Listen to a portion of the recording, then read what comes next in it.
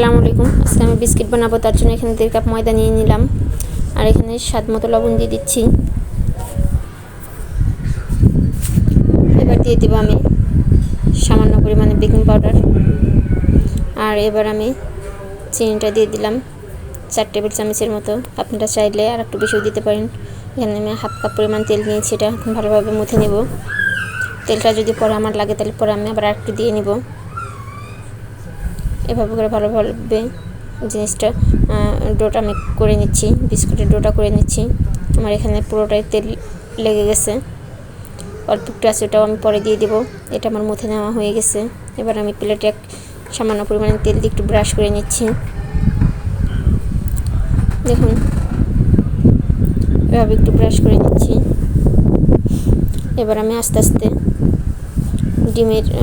আস্তে ডোটা হাতের সাহায্যে একটু গোলাকার করে নিচ্ছি, ওর আস্তে করে প্রেস করে গোল শেপ করে নিচ্ছি। এভাবে করে আমি বিস্কুটগুলো বানিয়ে নিচ্ছি। আর এবার হচ্ছে আমি স্কোয়ার শেপ করে নিচ্ছি। আমি 2 রকমের বিস্কুট করেছি এখানে। এভাবে আমি সবগুলো বিস্কুট একে একে করে নিচ্ছি। আর আমি এখানে কিছু ভাজা বাদাম গুঁড়া করে নিয়েছি, এটা আমি পরে দেখিয়ে দিচ্ছি। দেখুন এভাবে আমি সবগুলো বিস্কুট বানিয়ে নিব। আমার সবগুলো বিস্কুট বানিয়ে নেওয়া শেষ। এই দেখুন, এবার আমি একটা ডিমের কুসুম সাদা অংশ থেকে আলাদা করে ডিমের কুসুম একটু বিস্কুটের গায়ে ভালোভাবে ব্রাশ করে দিচ্ছি। এভাবে আমি সবগুলো বিস্কুটের গায়ে ব্রাশ করে দিব। এক এক আমি সবগুলোতে করে নিচ্ছি। এভাবে আমি যেভাবে করছি সেম প্রসেসে আপনারা করবেন, তাহলে বিস্কুটটা কালার আসবে খুব সুন্দর, লাল কালার চলে আসবে, ব্রাউন কালার।